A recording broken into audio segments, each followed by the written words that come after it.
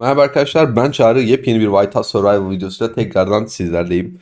Bugün White House Survival'a 3. yıl etkinlikleri gelecek. Onunla alakalı bir güncelleme geldi. Tamamen aslında 3. yıl etkinlikleri değil de 3. yıl etkinliği muhtemelen Mart'ın 6'sı ya da 7'sinde gelecek diye düşünüyorum arkadaşlar. İkisinde de ayın ikisinde de oyuna büyük bir güncelleme gelecek. Sonunda istediğimiz şeyleri yapmaya başladı oyun. Bizi ciddiye almaya başlamışlar diyebiliriz. Öncelikle yeni bir uzman gelecek. Bu konu tamamen bizim isteğimiz dışında. Tabii o konu farklı. Bu arada videoyu beğenip yorum yaparsanız çok sevinirim. Ama inanılmaz güzel güncellemeler var. Videonun devamını bekleyin. Yeni uzman gelecekmiş. Efsanevi paralı asker diyor. Kesinlikle Tiran'la alakalı, Kanyon'la alakalı falan bir şeydir. Tundra ticaret yolu zorlukları diyor. Tundra ticaret yolu diye bir etkinliğimiz var ya orada da ekstra ödüller falan verecektir. Bu kamyon etkinliğiyle alakalı ve ekstra muhtemelen Tiran'la alakalı olur diye düşünüyorum. Daha önce bununla alakalı görseller sızdırılmıştı zaten. Şimdi yeni içeriği geçelim. Geçmişten gelen bir tane vahşi kavga etkinliğimiz vardı. 10 kişi arenaya girip savaştığımız. Artık bunu kalıcı olarak etkinlik getireceklermiş. Eyaletiniz gerekli gün sayısı kadar açık kaldıktan sonra yani örnek veriyorum 120 güne, 150. güne falan ulaştıktan sonra tamamen süreyi sallıyorum. Vahşi kavga tekrarlayan bir etkinlik haline gelecek diyor. Artık müsait olduğu her an tekli savaşlara katılabilirsiniz diyor. Her etkinlik oturumunda artık 6 deneme hakkınız var. Önceden 10 deneme hakkımız vardı. Bu sefer acaba günlük her gün 6 deneme hakkımız mı olacak? Ondan emin değilim. Bu değişikliğe paralel olarak günlük görev gereksinimi düşürüldü. Ancak toplam etkinlik ödülleri aynı kaldı. Zaten bu etkinlikten herhangi bir şekilde ödül talebimiz yoktu. Çünkü doğru düzgün bir ödül vermiyordu. Tamamen işin keyfi ve eğlence kısmındaydık. Biz bundan da razıyız. Bu sefer WoW'tan razıyız abi. Bu sefer kötülemeyeceğim oyunu. Umarım yani devamında. İnanılmaz iyi bir şey oldu. Biz bu etkinlik geldikten sonra rahat canlı yayınlarda ve videolarda toplanmıştık ve binden fazla oyuncuyla oyuna mesaj atmıştık. Bizi mi ciddiye aldılar yoksa gerçekten inanılmaz fazla talep geldi ve beğenildiği için getirdiler bilmiyorum ama bu şekilde düzenlemeleri iyi olmuş. Çılgın kavga düzenli olarak gelecek. Biz de eğlencemize bakacağız.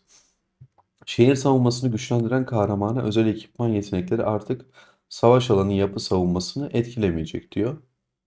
Ee, Bunu anlamadım. Anlayan varsa yorumlara yazsın. Hiçbir şekilde anlamadım. Asker eğitimi. Asker eğitimi ekranında her kamp için ayrı sekmeler eklendi. Piyadede askeri basarken çıkıyorduk, nişancıya giriyorduk, sonra nişancı asker basıyorduk. Buradan şey yapmışlar, piyade askeri basarken yana bir ok getirecekler, oka basacağız. King Shot da var bu, aynısını buraya sonunda getirmişler. Bir tık hızlandırmışlar, fena değil. Ek hediye, yeni ödül kademeleri eklendi. Bu kademelerin kilidini açarak özel kristal yıldız avatar ışığı çerçevesi, kristal yıldız ışığı isim plakasını kazanabilirsiniz. VIP12 hesaplarının artık VIP12 mağazasına alabileceği çok bir şey kalmamıştı. Muhtemelen buraya iki tane avatar çerçevesi ve isim plakası ekliyorlar. VIP12 balina hesaplar daha ışıltılı gözüksün diye. Pozisyon rezervasyonu mevcut sıraya göre sistemine ek olarak yeni bir zaman dilimine modu eklendi diyor. Ee, Şey herhalde şatodaki atamalarla şeylerle alakalı galiba rezervasyon muhabbetine zaman dilimine göre ekleyeceklermiş. Başkan ve yüce başkan tarafından etkinleştirdikten sonra tercih ettiğiniz zaman dilimi için 24 saat içinde bir pozisyona başvurabilirsiniz. Bu özellik güncellemeden sonraki başkan göreve başladığında yürürlüğe girecektir. Güzel olmuş bence. Rezervasyonları artık daha işlevsel bir şekilde kullanacağız diyelim. Sıraya göre modunda daha fazla esneklik için artık kendi başvurularınızı iptal edebilirsiniz. Normalde edemiyorduk. Yanlış bilmiyorsam başkanın ya da oradaki kişinin, yetkili kişinin iptal etmesi gerekiyordu. Başvurunuz onaylandıktan sonra görev listesinde otomatik olarak bir hatırlatma oluşacaktır. Tamam. Şafak Adası'na yeni bir güncelleme geliyor artık arkadaşlar. İnanılmaz büyük bir güncelleme değil. Şafak Adası'nda yapılabilecek hiçbir şey olmadığı için oraya ekstra bir tane ağaç getirecekler. Ben bunu bir yıl önce bir tane Çin sunucusuna girdiğimde göstermiştim size canlı yayında. Çin sunucusunda bir buçuk yıl önce gelen şeyi bize şimdi getiriyorlar ve yeni güncelleme olarak getiriyorlar. Ve hiçbir işe de yaramıyor. O yüzden geçiyorum. Başkanlık sistemi, başkan ve yüce başkan atama animasyonları daha törensel ve sürükleyici bir his verecek. Ha, birisi başkan olduğunda eyalette ya da atama yaptığında ekranda muhtemelen bir animasyon falan oynayacak. Oyuna o şekilde bir animasyon ekleyecekler. Peki, paylaşılan savaş e-postaları artık geri çekilebilir. Ne işe yarıyor bilmiyorum. Arkadaş listesine artık daha hızlı arama için bir arama fonksiyonu eklendi. Tamam. Özel sohbette arama artık tüm oyuncuları veya grup isimlerine göre bulabilirsiniz. Tamam. Artık mesajları doğrudan yanıt vererek daha net konuşmalar yapabilirsiniz. Ya, full chatle, konuşmayla alakalı şeyler getirmişler. Artık eyaletlerde daha güzel dramalar göreceğiz o zaman. Konuşmayı iyileştirdiklerine göre. Yeni eyaletler için eyaletler arası sohbetlere kısıtlamalar eklendi demiş. Peki abi. İttifak bildirisi. Önemli bilgilere daha hızlı erişim için yıldızla işaretlenmiş bildirimler özel bir sekme eklendi. Tamam. Bildirimleri daha görünür görüyorsunuz. Üyelerin görüşlerini paylaşmaya yardımcı olmak için bildirimlere beğenme ve beğenmeme kontrolleri eklendi. Tamamen ittifak içi sohbet ve yukarıda R4'lerin paylaştığı anket tarzı şeyleri güncellemişler. Postada tümünü oku ve talep özelliği artık sekme bazında çalışıyor demiş. Tamam. Ayı hava, çılgın jok, kamyon çatışması, döküman savaşı, tundra silah, ittifak, tren, daha fazlası için planlama ve diğer etkinlik e-postalar artık daha kolay planlama için UTC ve yerel saat arasında geçiş yapmayı destekliyor demiş. Peki. Fabian'ın becerisine elde edilen ek ödüller artık Döküman Savaşı ve Tundra Ligi'nde ödül postlarına dahil ediliyor demiş. Tamam. Lejyon sayım Fabian'dan gelen ödülleri ne kadar geldiğini artık postada görebilecekmişiz. Lejyon sayım e-postları da artık daha anlaşılır. Tamam. Crazy Joe puanlama e-postları artık daha kolay takip için toplam kişisel ve uzman puanlarımızı da gösteriyormuş. Crazy Joe'daki özellikle son seviyelerde ne yaptığımızı daha rahat göreceğiz diyeceğim de tamamen görüntü şey yapmışlar. Artık savaş mesajlarında başka bir oyuncunun avatarına dokunarak profilini görüntüleyebilirsiniz. Abi yoruldum ya. Şuradan şuraya kadarsa bomboş. Bir tane güzel bir şey getirmişler. Şuraya kadar sadece chat muhabbeti. Okurken yoruldum.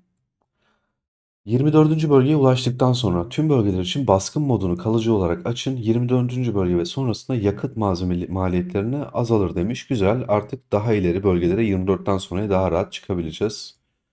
V2 roketlerinin kullanımı aşağı gereksinime bağlı olarak günlük görev ilerlemesine yönelik yakıt tüketime dahil edilecektir. Dev geyik, bilmem ne. Bunlarla alakalı önemli bir taktik veya bug falan bulursak zaten kart temizleyicilerde yeni video çekerim. O yüzden bunları geçiyorum. Dünya haritasında arama kısmı diyor. Cina'nın intikamı ve kahramanı görevi etkinlikleri sırasında birden fazla eşyanız olduğunda etkinlik patronlarını hızlıca bulmak için artık dünya haritasında arama çubuğunu kullanabilirsiniz. Bunu söyleyeyim. Cina'da normalde bir arama yaptığınızda bir tane gösterebiliyordunuz. Bir daha aradığınızda onu kesmeden yenisini gösteremiyordunuz. Muhtemelen onu güncellemişler. Otomatik katıl düğmesi eklenmiş. Tamam. İttifak sıralamanın doğrudan ittifak ve ittifak listesi ekranlarında görüntüleyebilecekmişsiniz. VIP ekranına ardışık ve toplam giriş günleri arasında geçiş yapmak için bir düğme eklendi. Bunu anlamadım. Biz normalde VIP ekranından şeye bakıyorduk. Oyuna toplam ne kadar gün girmişiz. Abi burada acaba oyuna ilk başladığımız gün ve ne kadar kaybımız var, ne kadar girmişiz onu mu detaylı gösterecek? Oyuncular soruyordu. Eyaletimin gününe nasıl bakabilirim? Şeye falan yönlendiriyorduk. Biz Anıt'a falan yönlendiriyorduk. Bu geldikten sonra galiba gerek kalmayacak ona. Tundra albümüne güncellemeler gelmiş. Paralı Asker Prestijinde ee, yeni bir paralı askerimiz varmış. Kanyon çalışmasında muhafız atama ekranında artık yakıt miktarına göre en düşükten en yükseğe sıralama yapıyormuşuz. Buraya geçiyorum. Dünya haritasında şef emirleri kullanırken görsel efekt gelecekmiş.